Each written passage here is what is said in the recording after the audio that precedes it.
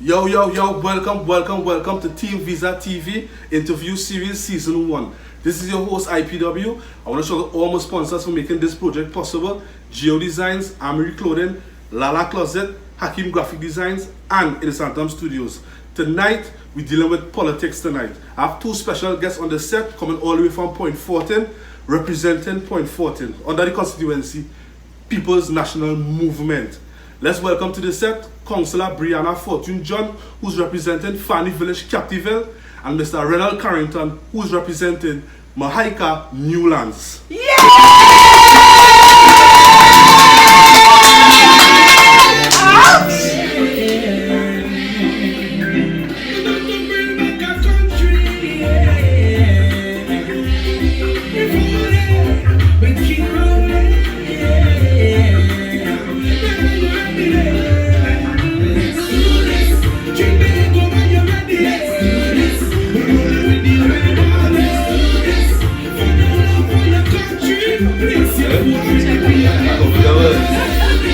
First of all, I want to say welcome to TeamViza TV Interview Series Season 1. As you're your host, I be right. Tonight, we jump into aspects of politics, Renald Carrington, former national player. Let's jump straight into it, right? Let's jump straight into it. How are you guys feeling right now? What's on your mood right now? Nice. Like the vibes. Everything nice? Introduce us proper. Make yourself comfortable, you know what I mean? We kind of music. Nice music in the background. In the background. Big up to the DJ. Alright. Right. I want to jump straight into this, right? Mr. Renald Carrington, right?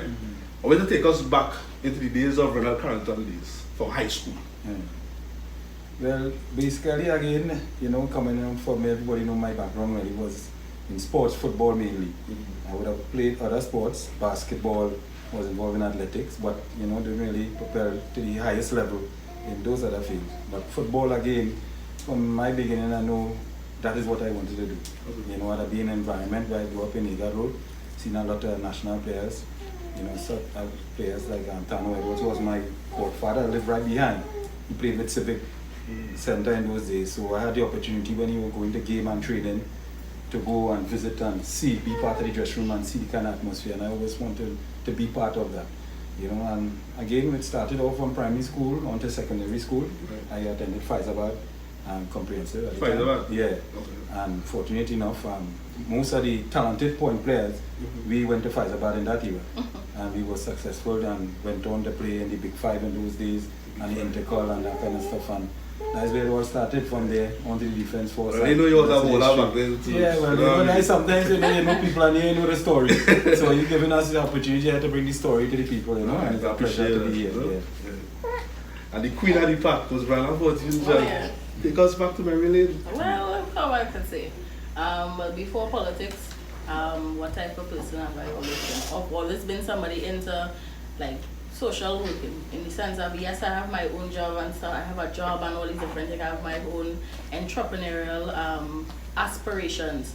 But helping people has always been my major thing. So I've been involved in a lot of NGOs from way back, from UN Foundation, all different types of foundation. Actually, I went to Haiti in 2010, which is the year I got married. I had to fund myself. That's when they had the earthquake. And when I went there, the experience that I had, it changed my life forever. And all of that is what propel me further to always be willing to help people and always want to make a difference. Because when you go and you witness things like that, I mean, if your life ain't changed, something wrong with you. So I would have always been that person. You could ask as far back my mother, my siblings, anybody that you know, that I've always been that helpful, kind-hearted person. So coming into politics has been so natural for me. It hasn't been a burden to me at all. So it was just an easy transition, basically. Alright. Mr. Carrington, back to the football, right? Well, I understand that you used to play national football also. And there's also the captain of W Connection, I believe, right? The position that you used to play was midfield and defense. Take us back into the days of Carrington playing like national football. What was your experience like as a national player? Well, again, first you had a dreaming. And I always used to dream. I used to go to sleep in my football boots on. If I have game in those days, I have uniform, I'll put on my uniform and I will go to sleep in my uniform. In the uniform? In my uniform. So again, you have to be passionate and see where you want to be. I used to actually go through games and put myself, like long ago I used to see defense force come in point to play football. Or the national team or foreign team, some team from Brazil or Haiti as the just mentioned. And I will identify certain players and see their skill and saying, well, when I reach home, you know, go down the bed is volley. You understand? You know, you hit the ground, you know. So I always see myself wanting to be the best or play with the best in my country. That's always from the beginning. And like with the strike squad, you was part of the strike squad? Well, no, I'm not the strike squad at that day. We were just after that. After that? Yeah. Oh. Those players again was a very talented bunch. Not to say that I couldn't be part of it, but at a point in time it was very competitive, I must say. You know, a lot of talented players in those days. What's some of your colleagues on the national team while you was playing national team? Well, the national team, Arnold Dorica, Dennis France, Kino Mason, you name it, Brent Sancho, you know, Dale Saunders, a lot, you know, the Tauco in Jamont, you know, the pool was big, you know. You know, some of the left us and gone to the other side, people like Mickey Trotman who would have died in accident, Richard Theodore too would have had an unfortunate situation and passed away, you know, but we enjoyed it. We enjoyed it. I think that's the part of it, I think, in my era that I can go back and say we really enjoyed representing our country, you know. When you go to games, and then I had some experiences, like we would have gone to South Africa on an African tour, just coming to the latter part of my career, to Kenya, Botswana, and when you go out there and you really see how people, you know, appreciate, you know, because sometimes you go to represent your country and people don't know you. They don't know what you're going to present. Right. So they kind of tentative, they'll look at you. But when you game over and they realize the ability that we have from a small nation, then they really cling to you and say, well, hey, where this place is, you know? Right. But if you ain't show up, then this is where you really come from. When you go down the ground, you was one of the most skillful players come from point 40. Nah, not. I wouldn't say that. If I said I wouldn't be able to sleep good tonight. I wouldn't say most skillful, but dedicated. Dedicated. Yeah, I think it have players like Sean D'Souza, Richard De Leon, right here, Anthony Sherwood. Those players were class. When I talk about class, flawless. You know, in my era. But the thing about it, I know when other things I could have make up in effort, that discipline, that commitment towards the game, that is what I always strive for. Because I always, even the days I played with Russell Atterby in midfield, you could imagine that. There's a show going on in front of you, but you have to focus on doing what you need to do, because when Russell go and do his part going one way, and it break and it come back the other way, I had to make sure that, hey, I have his back. And this guy from Western used to play football, also known as Brent. Yeah. He used to be around all the time. Of course, Brent Humphreys. Brent Humphreys. Teddy. Yeah, again. Class. Yeah, class. Oh, no, it was the same for those ice cream, time. you know when you have ice cream and get dripping and you want it for you, they like all that is what they tell us. So you want nothing to waste. You know, and I could say that I was fortunate to be able to go on to use the game to help me again to excel, one. And again, not even people talk about popularity. I don't think those things come natural. Yeah. You know, you present yourself and people see you and they cling to you based on how you present yourself. Because not all stars people will welcome. I mean, you have Dennis Rodman and they have a different style. Not everybody will welcome that. But you do what you have to do at the end of the day. So that's how it used to be for me. I go out there and I give up my best and I leave the rest up, you know? Okay. Yeah, up to John. So. And the Queen of the Park was born on 14 June. I know you have a history of education now. Well, One little light on this. oh, many things in one day. I want to say you have all the time Oh tonight. boy. Take us back from your school days. Okay, well, I went to Labrador. Then I passed for, in my days it would have been Point Fortin Senior Secondary, which is now known as Point Fortin East. I did CXC and A-levels there.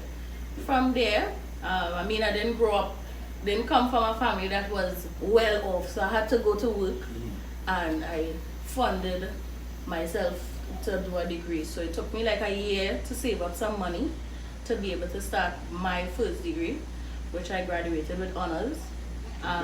Recently I concluded my master's in business administration, specializing in leadership, entrepreneurship and innovation, which is very close to me because I believe in the spirit of entrepreneurship, because I come from a family that solely believes in entrepreneurship. I don't think any of my aunts or uncles, or probably when my deceased aunt, God may her soul rest in peace, would have been somebody that really worked in an organization, because she used to work at Hilton at a particular time. But everybody else always know about making their own money, working for themselves. My uncles, one own a bar, who have their own market stall. Everybody, my mother, everybody just gifted, because it really started with my grandmother. Okay. Because that's how, so everybody just have that in them naturally. So I decided that I would go and better myself and understand the theories behind entrepreneurship to be able to go even further. Because as somebody that, when you have ancestors, or you have like my grandmother who I look up to, you know, you have a commitment to not just be just like them, but to go further. So I always believe that education is one of the keys to push my generation further, so that those that come in after me could be better prepared, or even in a better place than me, so that progress wouldn't be as hard as it might have been for myself, you know. So I've done a lot of short courses and a whole lot of things, because I mean, you could never really know everything. Right. So basically it was challenging for you while going through the process of like educating yourself like academically?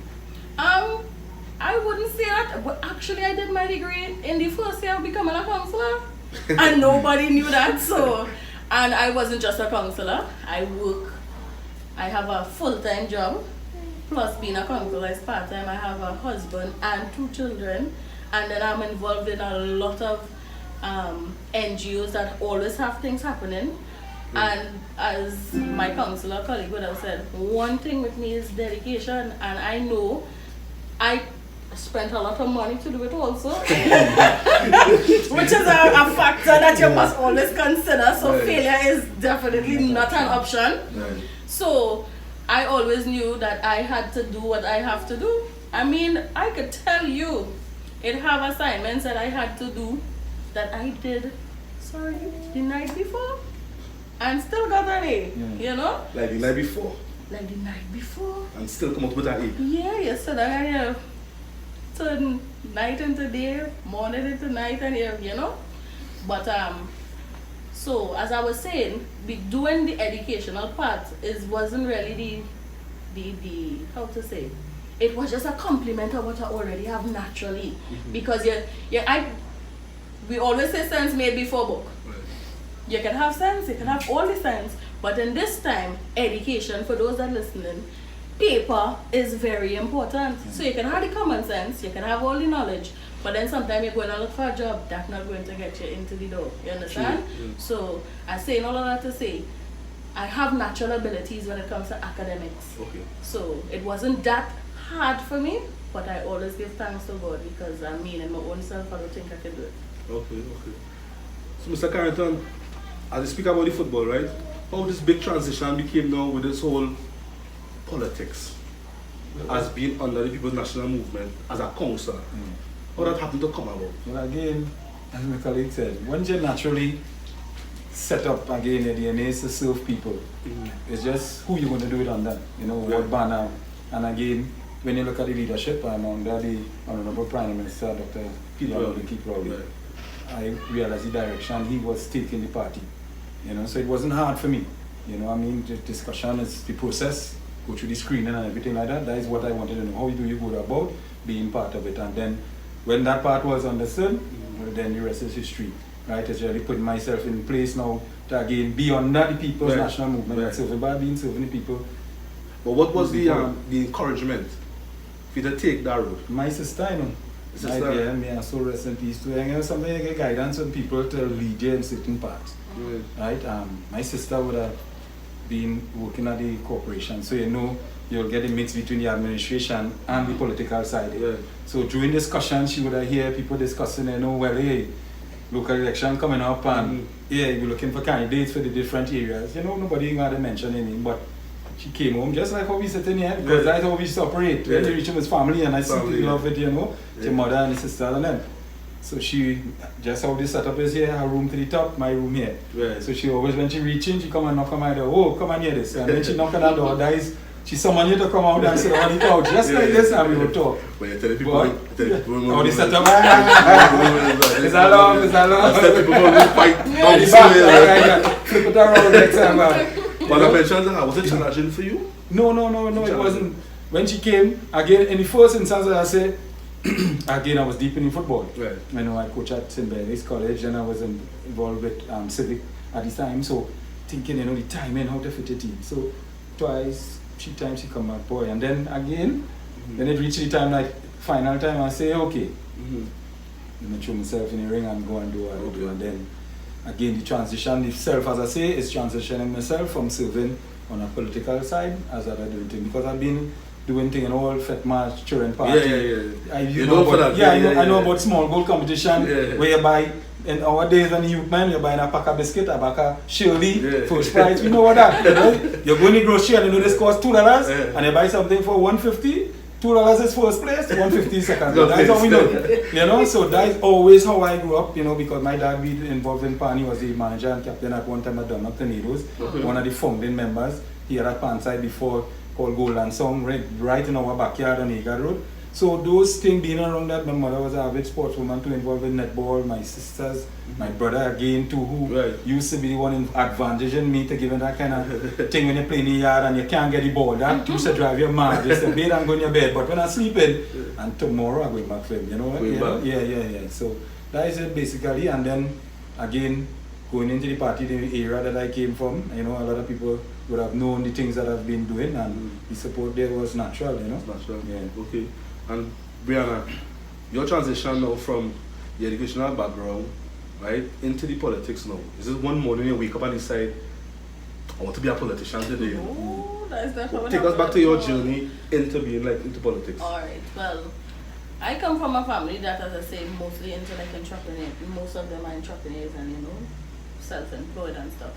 I have one family member that was heavy into politics, which is, as we know, Mr. Jeffrey. May his soul rest in peace. So that would have been the family background that I have in politics. I personally did not believe I would be in politics today, because I always saw myself as a young professional, you know, serving my country, yes, but it was never in my mind to serve in that capacity. To be quite honest, it happened because of my husband, because he was interested. And you know, he offered himself and it didn't work out. And the area that I decided to go for, I said, well, better I go and try and I'll get through. You know, because I always have that kind of confidence in myself about certain things. I mean, not just in myself, but in God too. And I decided to go. For many people who know me, I didn't born and grow up in Point Fortin. I born and grew up in Wesley Village Library, which to me, for some people might have been like, you know, that would have been like an odd against me. I don't live in the district that I represent also, so you know, it would have been a little nerve-wracking because, you know, you're going into this with people who born and grew up in Point, they know the heartbeat of everything. But what gave me the confidence is the fact that I am a servant. And I said, doing this would just be doing the same thing I'm accustomed doing on a different level and on a bigger scale. And I went in there. I mean, when I sat in that room and I saw all those politicians there, some of them seeing them for the first time, I feel like my heart was quite in my throat. So was it something that both of you had also prepare for mentally? Well, you don't know what they're going to ask, but you just have to have a mental frame of mind because they can ask you anything. I mean, you can't be prepared. It's not like a math text, you know they're going to ask. You can't rehearse. That is something that is spontaneous. You never could tell what will be asked. And, you know, I went in there, as some people say they didn't really know who I was and all this kind of thing, but I thank God that the political leader and the party and the executive at that time saw something in me that I didn't see in myself. And I'm just grateful for the opportunity that I would have gotten. And from the time that I took the oath of office to this day, I remain committed and dedicated to the people because being a servant is the greatest accomplishment to me. Yeah. And what was all the experience like meeting the Prime Minister for the first time? On that aspect. Well, again, you get the understanding when you realizing the responsibility first of the Prime Minister. People will just look at it on the outside and then see people just commenting on Facebook. It's not an easy thing to run a country to start with. Right. And to do it in such grace, with such confidence, I believe Dr. Rodriguez beat me anyway. And that's how I strongly believe. And again, I wouldn't just get into something for the fame or the glory. I'm not about that. There are certain things going a certain way, and I even put out my hand to stop it. I let it pass me. Right. You understand? But again, the journey that I saw the Prime Minister on, I decided that for my heart, I realized he's about the country and taking it forward. Some of the decisions he would have made would have been hard decisions. Right. But because of the interest of it, because you see, sometime again, we could get a cut. And then we would tell the service a small cut and we ain't treat it. And then we know eventually when you go by the doctor says you should have treated. You understand? It has happened to us. Yeah. But just think about it as a cut on your foot, but think about it that a cut on the nation that you have to treat with bleeding, serious hemorrhaging. That's different. That is different than because other people going and suffer. The cut, you will suffer alone. But when the cut is on the nation, you're going to hear pressure here, there, and everywhere. And then the same people going and say, why don't you treat it? And that is one of the things I commend them for. Going out there, seeing the decision when they made. Again, he might be the most popular person when he making those decisions. But at the end, we know, some of us, that is in the right interest of the people. And that is the bottom line, you know. Once you make a decision that doesn't augur and benefit us only, I am saying that is part of leadership. Okay. You ever meet like one-on-one conversation? I don't think so. Maybe in a smaller aspect, you know, he might ask you a question, maybe something going in a forum and you backstage and he might be there going up or something like that. He might show, you know, because see it happening. Because remember again, as you said, you have 41 different constituencies, break up with how many councillors, you know, it will be hard for you to touch on an individual basis, but sometimes opportunities present itself. And those opportunities sometimes when you least expect.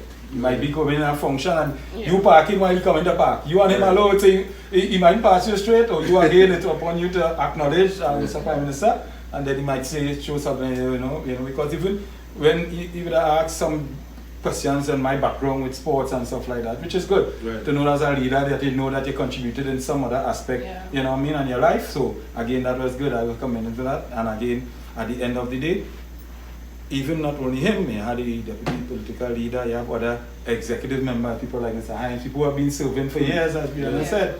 And to see them sit down and bowling, because you know, sometimes somebody bowling pace, I go like this, you know, they get a full toss. So you sit down on a chair and you waited for that ball to come, and it's only when it releases. Then you know, that's how it is. So you can't say you're going to vote just like that. This is a perfect example of that. Exactly. You can't say you're going to vote. You don't need ball out. You don't go bowl. You understand? You have to wait and they come out. And when you is concerned now, you have to encounter with the Prime Minister like one-on-one? Just as I may not, we go many events and you see the Prime Minister, but as he was saying, the Prime Minister job is a very difficult job.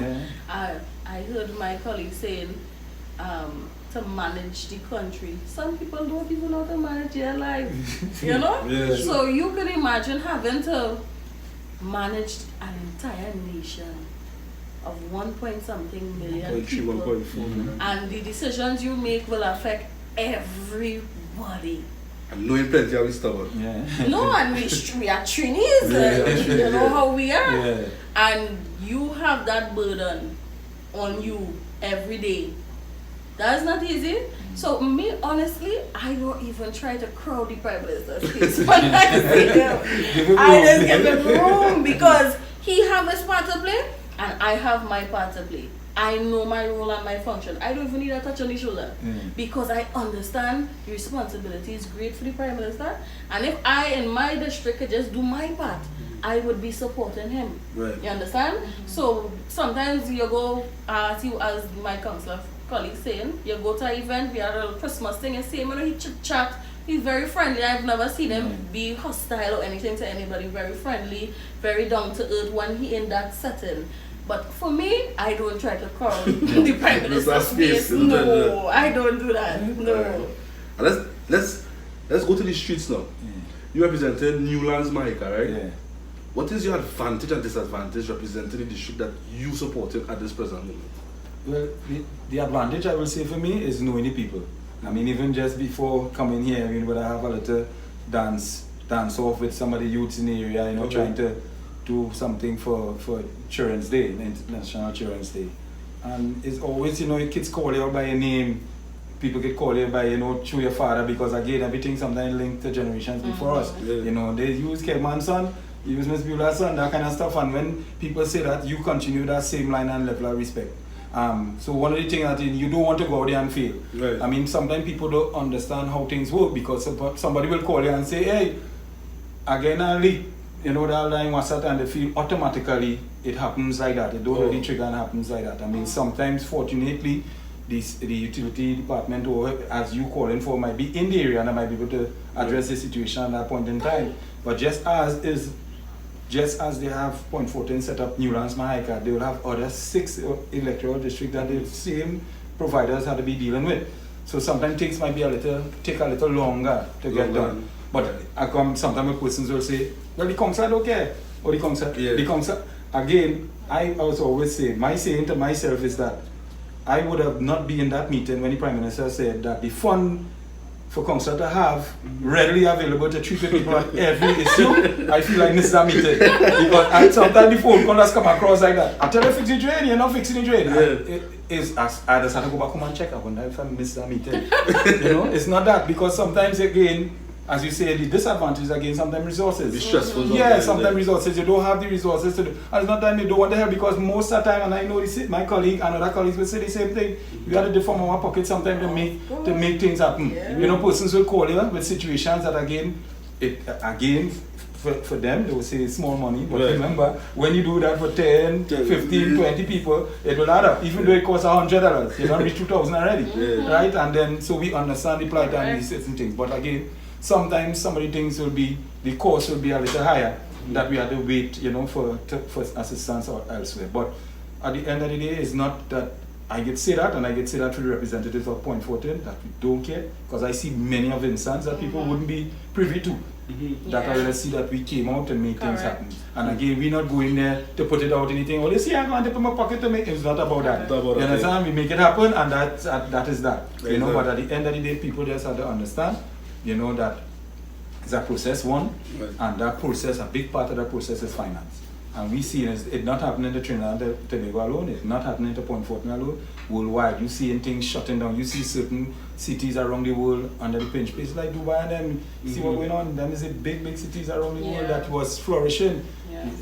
New York, you look at it, London, it's very tight. And again, my part of it, as I said, as we have spoke about entrepreneurship, is that is the direction we have to take.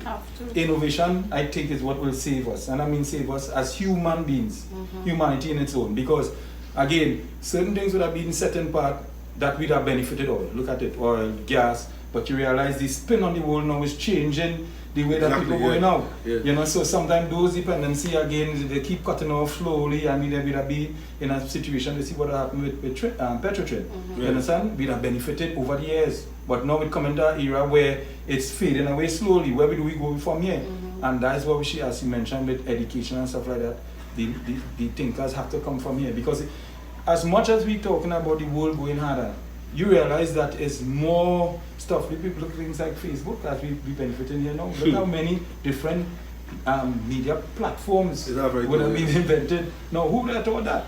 I mean, look at that. We could have you just in the comfort here, we sit down here and have it. You think about that 10, 15 years ago, no, that would have never been a thought. You're going to say, you're going TTT. What that means, the TTT? No. You understand? And so that's the direction we had to go. You've seen a lot of, see with some of your sponsors that I mentioned, a lot of young entrepreneurs coming with different ideas.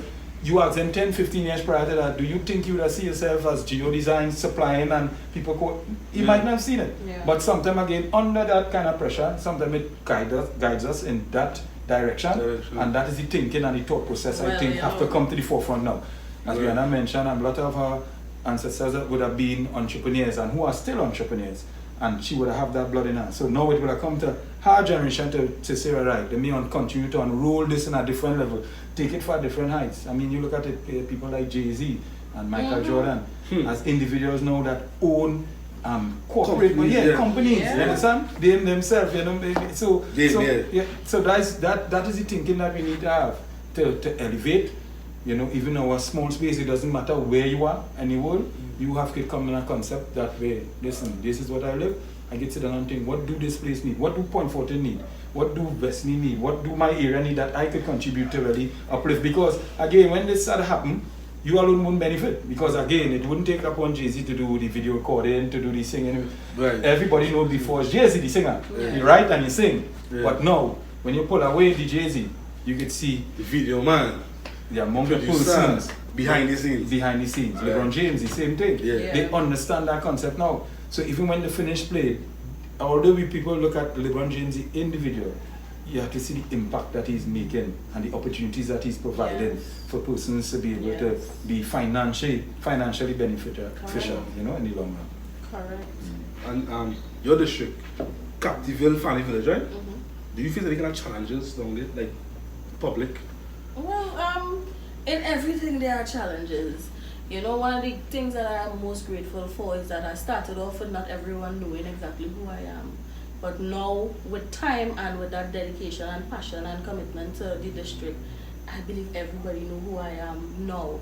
So we deal with challenges together. Right. I have adapted and I have, what is the word? I always tell my people, anything that we have in problems with, we work it out together. So it's not that I as a counselor and I am the decision maker, no. So I let people know straightforward just how it is, you know, as the counselor was saying, you know, the resources are very scarce. Very scarce. I just want to piggyback on something he said when he said somebody will come and ask for a donation here. I tell a fella the other day, he asked me, he said he having a sale. I say I'm not interested. And I think he took it personal, but I had to go on to say, no, I cooking my own food this week, you know, because with how everything going, you had to, because I mean the economy a little tight, so you had to budget a particular way. And I felt like he felt that I didn't want to support him. But as a counselor, the amount of people is approach you for a sale. On the same day. On the same day. Inside my fish painting white is the new white box. No, I'm telling you. So, back Tuesday, Monday, Wednesday, Thursday, Friday. I'm telling you. So, you know, that might be some of the challenges that they might have. People they want their needs met immediately. And I just want to say, it don't happen like that. You know, it's a process. You know, we come, we check the situation, we get the engineers to check the situation, because at the end of the day, we are representative. We don't know all the technical works, we don't know all the technical aspects. We have all these different departments that we depend on to action the items, you know. So what I try to do in these challenging moments, I try to educate my people to know what are the processes, who are the people that are responsible, and the time frame that it will take to get done, you know. Because as the councillor say, you come in and say, well, your drain bill, but you want your drain bill, but it had 100 people come before you. So sometimes as a councillor now, you have to prioritize based on the amount of people that might benefit, because with scarce resources, you can't just spend money willy-nilly. I can't just say, because okay, you come and you most irate, I will come and bill your drain. But what if your drain just affecting you? And then this drain that this person talking about affecting 20 families. So I'm not saying, you remember, people see things based on where they're at and how it affects them.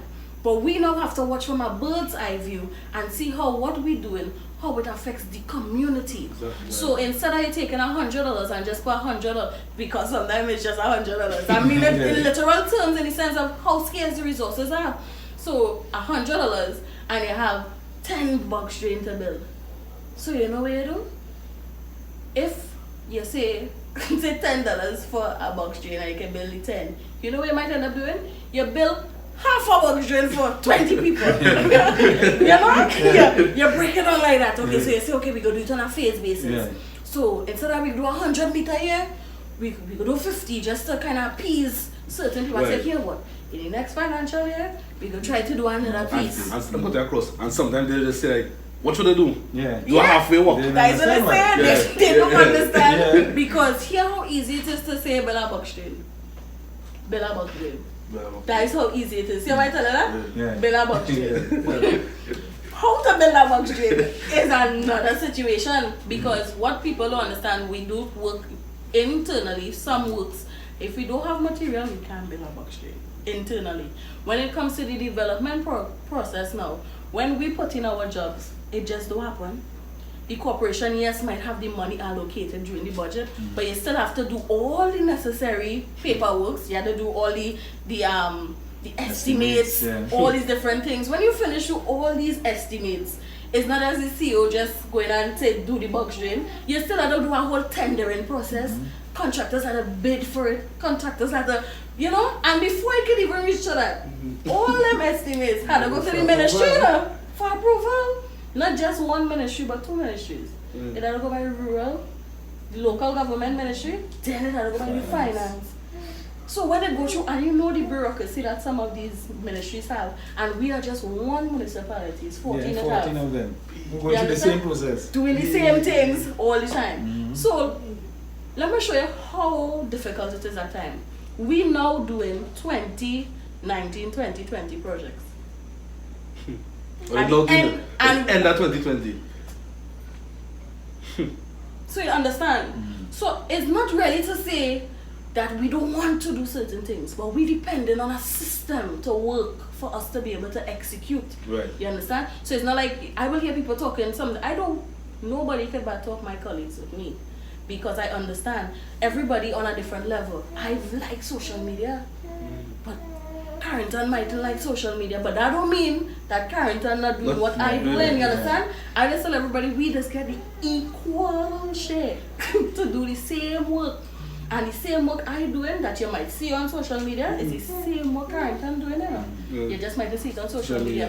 But if people be honest, they would know that things are happening. But because, as I say, we respond as human based on our individual need. So if you don't get that satisfaction, you would want to go as far to say the council ain't doing nothing, but that's not true. It's unfair, because at the end of the day, councillors work very hard, and our remuneration is not a hefty one.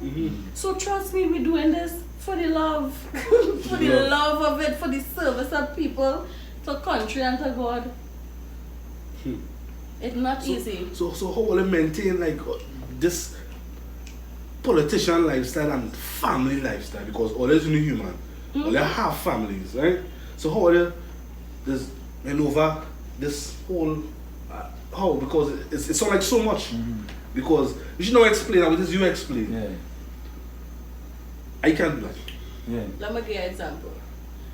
When the rain start to fall, you might say, oh God boy, when I'm to sleep. You know what the councillor saying? Oh God Lord, I hope it have no flood. You watching your phone now when the rain start to fall to see if your phone going and start to ring. And if your phone start to ring, no matter what you're doing, you have to get up and go.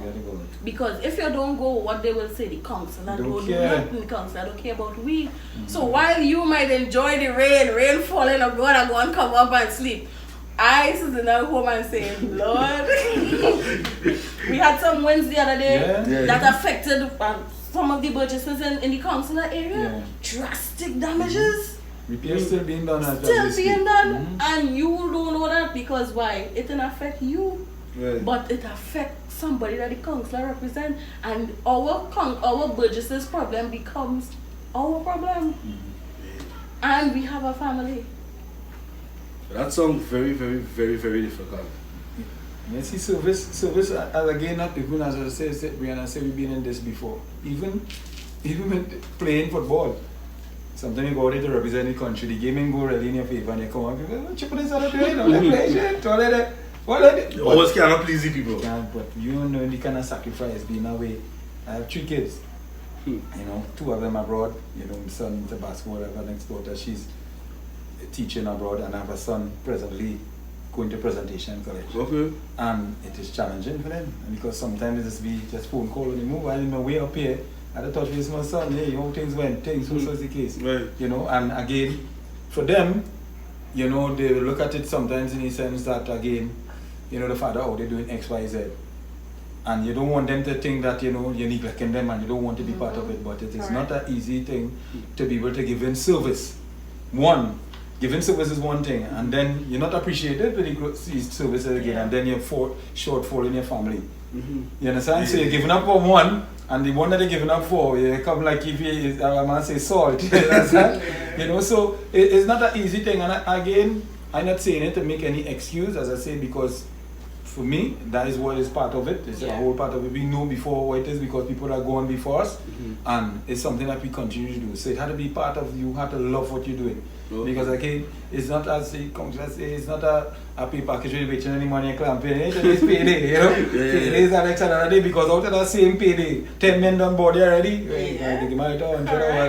until month 10, Correct. and you know that sometimes when a man body and he asks you for 100, really and truly you're looking for paper here because you know the individual situation. Some men is your personal friends who you grew up with, and you don't want to see them, you understand? Yeah. On the hard side, you know? And I telling you, and we have a lot of families that are in dire need. Yeah. So when you see they come to you, sometimes you have to take from your grocery money to buy grocery for them.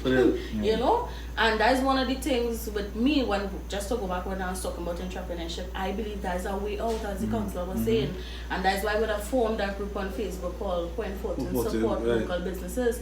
Because you want to pull out that in people to not just depend on the system, because I believe the system is just a complement. We mustn't be dependent on the system. You understand? The system is there to do what the system has to do. We know we have to get the utilities, your lights, your water, your waste disposal, the garbage truck will pass, all these different things. Okay, we know that the corporation is responsible for water management in the sense of coming from the road, so you have to build the drains, you make sure you upkeep all the local roads and all these different things. Those things are given, it will happen. But then as a counselor now, the responsibility comes even heavier. It sometimes pushes you outside of your job spec.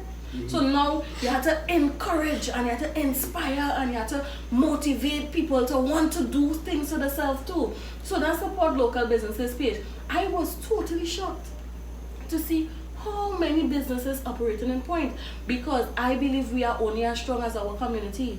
And then when we understand, okay, well, Carrington supplying bread, and I just do sandwiches, but I can make bread. So I could buy the bread from Carrington, make the same sandwiches, and sell it to you who ain't cooking your food. You understand what I'm saying? So there's a chain reaction. And that spirit of entrepreneurship and interdependence on each other, that is what will cause the money to circulate. Because I can just say one thing, we had to move away from this place where we alone trying to make it.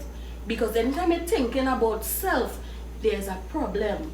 Because you think about self, advance yourself, you do better by yourself. This self who not doing well, coming to take from you now.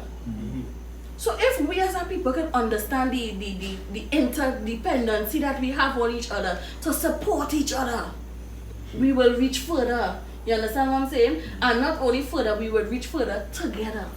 You understand? And that is where the progress will come. So as we continue to look at other ways to diversify the economy, that's what I stressed before on education. And sometimes we have to move away from the traditional, everybody can study business. We need some other type of creative industries to come about. Sometimes your child real into to building stuff, you see them mashing up the toy and putting it back together and all these different things, and you say, hey, don't do that, boy. But we need to learn to identify the gifts in our children, nurture those gifts and channel them in those directions, because children come with natural intelligence, they come with a gift. But we now want to judge, because why? Jill daughter doing this in school, so you have to do this too. And we have to move away from that, because all of us can be Jill daughter. Somebody, if the garbage truck don't come for your garbage, you know how important the job is that you that man will understand the importance of the garbage truck.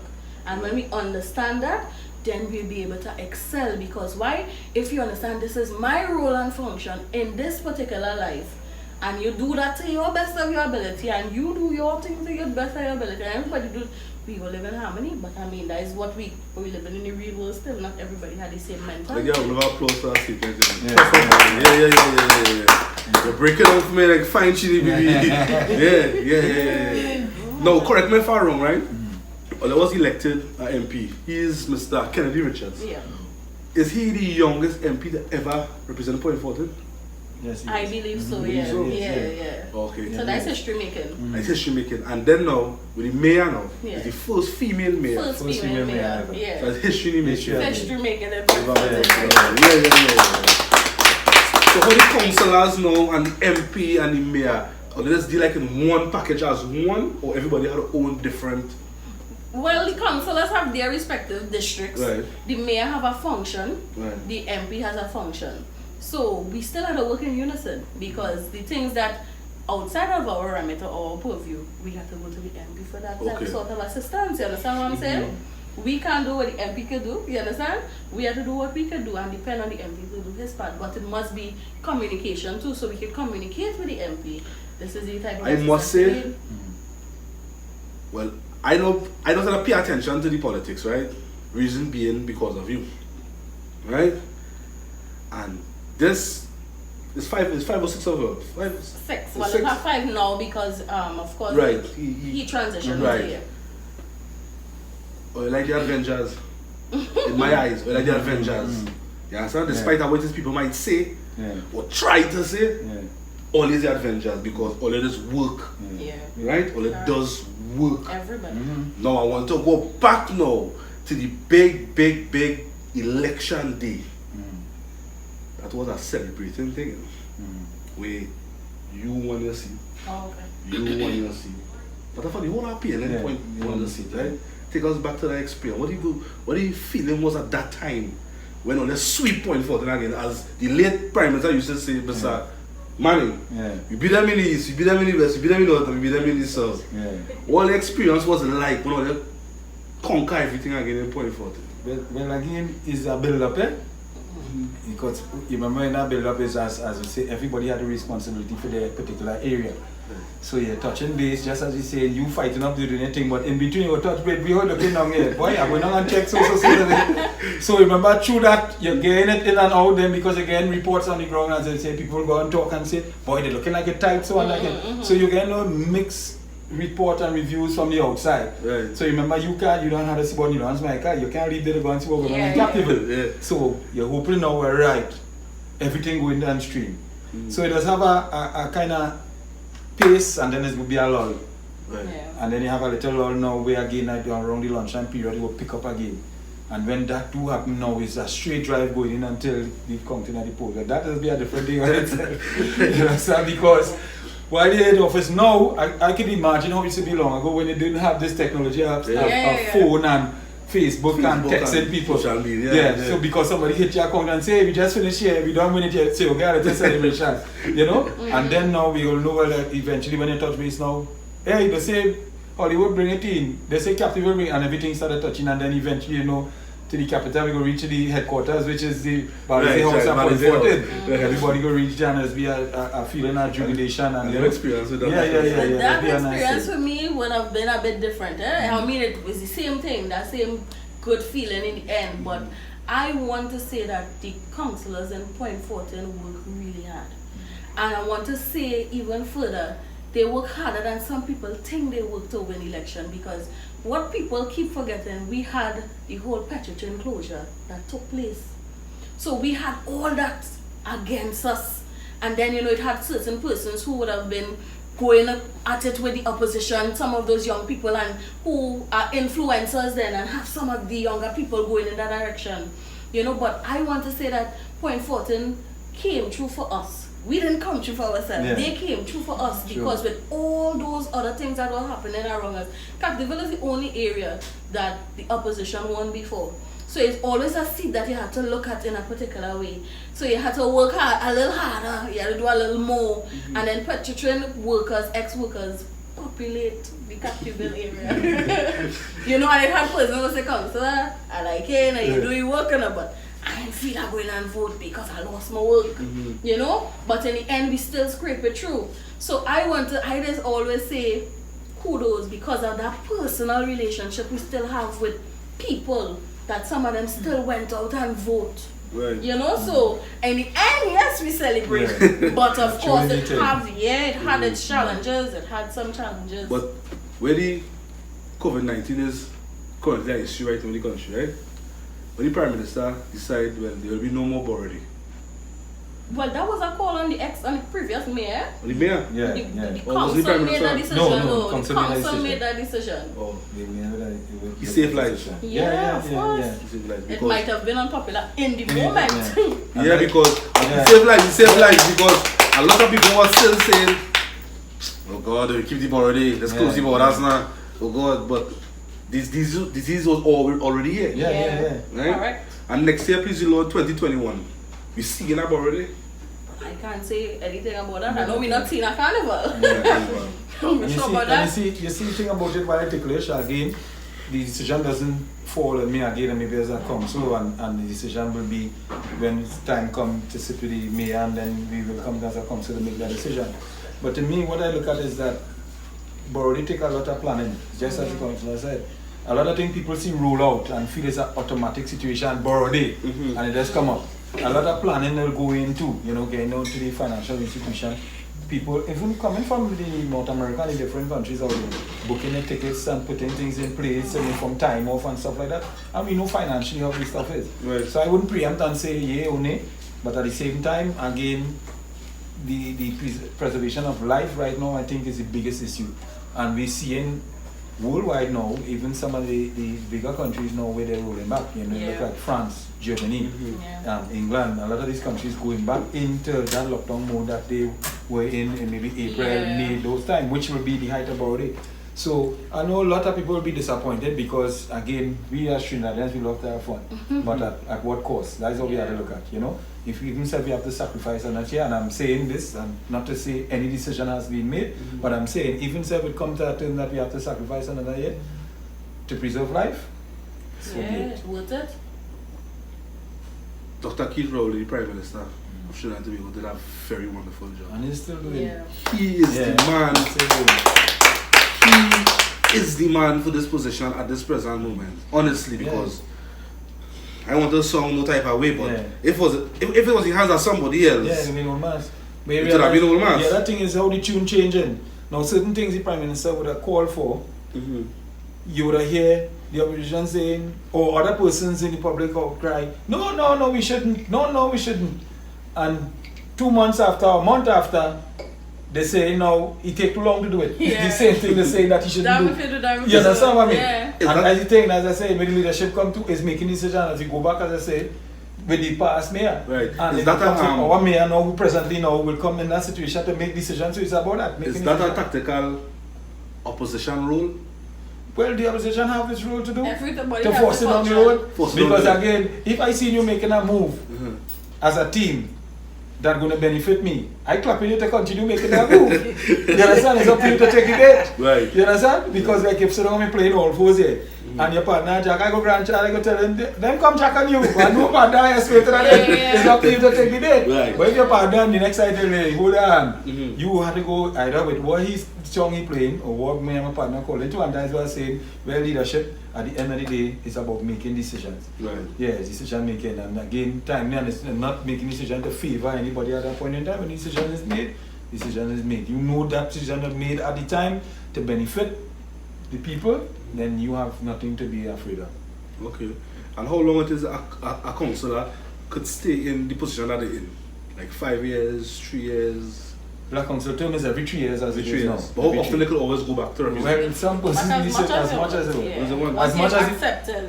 you go through the same screening process. So it's not an automatic thing, say, let me take a 6 years. It's not like that. So you all see the only way as going back again for the next? Well, when that time comes, yourself down, I always say, when people go to the poll, they're going to vote for you for a term. That is what they're going for.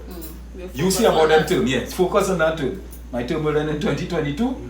I'm making sure in that period, I try to focus on delivering for the people. When 2022 come, then that decision to go beyond that, that will be left. And the other side of the fence now, what I was talking about, there's change for point 14. Change. What's your take on that? The change. So we are the change? No, that's all, let's the change. All ready and all ready. But the other side of the fence now, I look onto social media, right? But they're saying change in point because nothing going on in the point. If you look at point, it demolish it. It's scary, They find all type of things to say. But let's still stand firm as one unity, right? But these people and them, we don't take on these people because I used to realize they got harassed too, What I mean? Not for them, but the kind of things they're saying to make all the feel a certain type of way. I used to they got harassed. Like, hey boy, they're trying all out, boy, to bring down that red curtain, boy. Well, again, my mother always used to tell me, if you stand up pelting big stone at a mango tree that don't have mango on it, they'll consider it to be a madman. So anytime the pelting is because we're bearing fruits. We're bearing fruits. And again, let me look and be honest. I grew up in Agard Road, where Agard Road is a central street in Port Fortin. And I can go back to days where Agard Road had no lights. I go back to days when Agard Road wasn't paved. I did go back to days when Agard Road didn't have those drains. So again, people mightn't see the development at its pace they wanted. But to say that it's not being developed, I think that is not true. You know, maybe at the pace they wanted to happen a little faster. Well, that is left to be seen, or that is something for to be debated. But to say point, I've never moved from one place to the next. I mean, you go back and you see some pictures, and that is something I think that we have to continue doing, is showing that where we were and where we are now. For us to maybe really understand the kind of commitment and dedication and work that have gone into Point 14. Yes, I am saying the question could be asked, if we are moving at the pace that people really think it should be moving at, maybe that is for our next discussion. But to say that Point 14 have never moved forward for over how many years? And let's talk about the Point 14 hospital, the newly built one right now. Is it functioning for the public? Like to attend to see a doctor? Yeah, the outpatient, I think it's operational. Operated for clinic. Yeah. Clinic. Yeah, the old hospital still maintain the same thing. Okay. But the new hospital is only for clinic. Or for clinic? Yeah. Anybody who want to go clinic, I will try that. But it's complete and it will eventually roll out and be open. Yeah, the transitional Yeah, period it will will happen. take, Everything takes a time. everything, that transition. It's not like you come up and you know, like you said, was man you sell today by thing, and then tomorrow you set up your cart and run sell down the road now, you know, it's not proven like that. I know it will take its time, but... Well, we have reached this time of the segment where questions come from fans, as we just call it. Okay. One of the questions was, are we being designed to be destroyed under the PNM? If not, tell us why. Are we being designed To be destroyed under the PNM. If not, tell us why. Well, that is a question that I find a bit strange. Designed to be destroyed. We live in the same country. So we want to destroy ourselves, really? I don't know, this is No, fine. nothing wrong with the question. Everybody, a question, no question is a stupid question, meaning the person wants an answer. But from where I sit, I cannot say that is what I'm seeing. Okay. So I don't know if through the lens of that person and whatever is their individual perception or experience, they probably feeling that. But one thing I will tell you is, people say, let me give you an example to answer this question. I remember a young lady say to me, she need a house. Now that's outside of my remit. I say, well, I can direct you to the channels that you know you can go through to get a house. She don't want a house, she need a house, she need a house, she need a house. So I said to her, okay, give me a reference number. Let me see if I can ask somebody something. She don't have a reference number. Yeah. So the study was But she want a house. Yeah. And she vexing because I am saying, well, you know, it's not my remedy, but I still will guide you how you can get it done. She don't have a reference number. So sometimes we put ourselves in a position that we're not ready for any opportunities. So you sit down here and you're feeling like you're going to be destroyed, but you're not doing anything to change your situation. It's like the story with the dog. The man passed and he see the dog, and the dog bawling. And the man asking the neighbor, well, why the dog bawling? He said he bawling because he's sitting on a nail. He said, well, but why he ain't move? He said because it ain't hurting him enough to get up. You understand? Right. So sometimes, I'm not saying that everybody's situation is the same, because trust me, right now the economy is tight. We know unemployment is something that happening. We cannot run away from that. It is something that we need to deal with, yes. As you know, we deal with COVID, as the councillor said, internationally is a global thing. The pandemic is not just in Trinidad. It's an international thing, so it's a world global. So things very tight. We understand that. But in the same breath, have things and steps that we could take. And even not only that, you could reach out to your councillor. Sometimes I sit down and say, I ain't seen my councillor. Councillor advertising the office days, the councillor have a number, everything. And you wouldn't even call to say, well, there's my situation. So rather than just sit down and just say, this is my situation and nobody do anything, we too have a responsibility to ourselves. If we want something to happen to us, to at least make a step. So sometimes that person might be in a place where they probably was denied something, or probably they needed something, it didn't happen for them. You know, so we really we are the sum total of our experiences. So we would react based on our experience. But that don't mean you're going to paint the whole thing with one brush. Right. So to say that we're trying to destroy ourselves, I have to disagree. Disagree. Yeah, I have What's to your disagree. take on that, Mr. Same thing. Same thing. Yeah, same thing. Because again, as you're looking at, as you mentioned, with decisions, and we go with the petroleum issue. Again, for persons who are working there, obviously they will feel that pain that they would have lost their job. My sister is over there. My father worked there for almost 30-something years. You understand? So, how could I rejoice if my sister losing her job, my father losing his benefits for his medical? But again, on the whole scale of an entity or institution that is sending the entire country down into a loophole whereby it will going to suffer. Because one thing I never heard anybody argue again when the Prime Minister said the amount of money that was leaking, the amount of money that the government was injecting into petroleum for it to stay afloat. I've never heard anyone come out and say that is a false statement. And if that is so, it's come like you have a vehicle. You pay 100,000 for the vehicle, but every month you pay a maintenance fee of $20,000 for the vehicle. Are you going to keep that vehicle? Do you tell us that it making sense, it is feasible for you to pay $20,000 for a vehicle, spend 100,000 to purchase already every month? You may cut your losses. So again, that same 20,000 paying every month in service fee, or whatever the case may be, you might pay someone for a brand new vehicle, which will be quarter that. You might pay 5,000 and get a brand new vehicle, paying that same 5,000 every month. Right. So again, based on those kind of circumstances, again, the individual might be saying that. But again, on a holistic fact, when you are a leader, when persons seeking their personal interests, as my colleague would have said earlier on, the leader have to take interest of the entire. Okay. And the final question somebody want to ask. Now this question might be a little off the edge. Okay. What's your take on the controversy with Trinidad Killer and the People's National Movement? With what? Trinidad Killer and the People's National Movement in Point 14. I really can't answer that question. No, I'm being real honest. No. I really didn't follow through with this one. But I see it because this question is what's that we're looking at here? Yeah. This is people asking me. Yeah, not And a that's because problem. I'm No, choosing. I just being very transparent. I really didn't follow through with everything with what that was about, honestly. The whole thing was his music was presented to a counselor, Yeah. right? As a demo into what it is he have to offer for the People's National Movement. Right.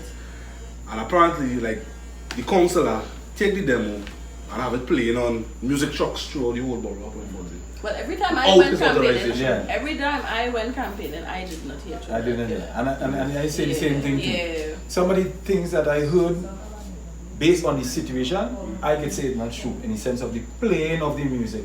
Because I never knew the song. I go all day every day. I never heard the song. So again, it had to be something I go in the wrong place, I can't bet. But I go out there on the trail almost every day. And I never heard the song. So just as persons say, if you hear the Killer song, I was honest, I never heard it. So for it to be said that it was playing in Point 14, that is not true. The other thing is that if you are artists, so let's forget whether it's People's National Movement or any political entity.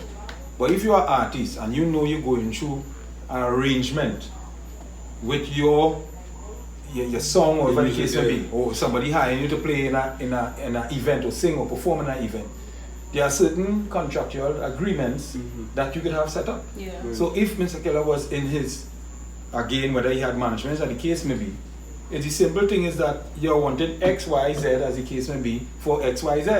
And me, personally, I would have never seen or heard of a document like that in the whole mix-up, in the whole setup. Because, outside that, anytime you hear you doing any outside of that, it's bacchanal you're looking for. Right. It come like if I come in by you, I come in by you to sing.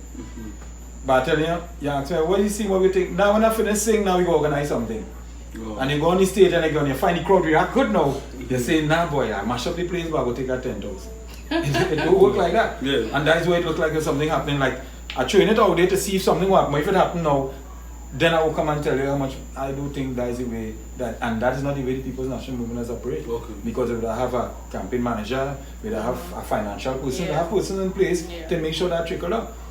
So that's just my take on it. I didn't hear about the music, and for future artists, person who having songs up there, the first thing that you need to have in your hand is a black and white. If Mr. Killer come and present and say, listen, the MP or the councillor signed this document stating that he will pay XYZ, then it's a done deal. Right. They ain't had to go in court, they could settle that out of court. You understand? But that wasn't the case, so for me, that is my position. And, you know. Before you wrap up, I want to say something. I meet a gentleman today in Point, and he was saying, with some friends now, but I around them, and he was saying, I ain't getting you to my council in Captiville. And I listened to him. I said, so what is the reason for that? He said, when I call in, she not answering. I said, but she not like that. She don't operate like that. If you call Brianna Fortune John number, she will return a call. He said, she not answering me and she not answering me, and he hypering up himself and not taking him in. I said, you have she number? Yes, I have she number. I said, what is her number? 3. I say, it's that bad. Yeah. That is not she number. Yeah. I'm telling you what happened today. Yeah. Today. Yeah. And I telling him, this is the number, put it down. And I even go on further to tell him, you see, sometimes you judge somebody wrongfully, Yeah. and it's not Based on nice. information, Right. yeah. So if I wasn't there at the time, he going Yeah, on going dying. on, yeah. Because that's how he was talking with his friends and them. Yeah. Because this one call him, He convinced and that one that was call she him. number. Yeah.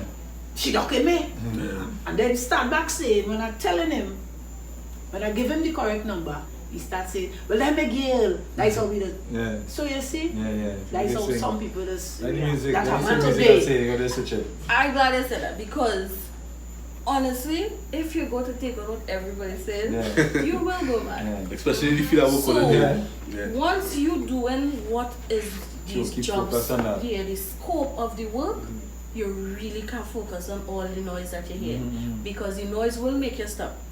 And I'm not there because of what you say or what my colleagues say. I am there to serve.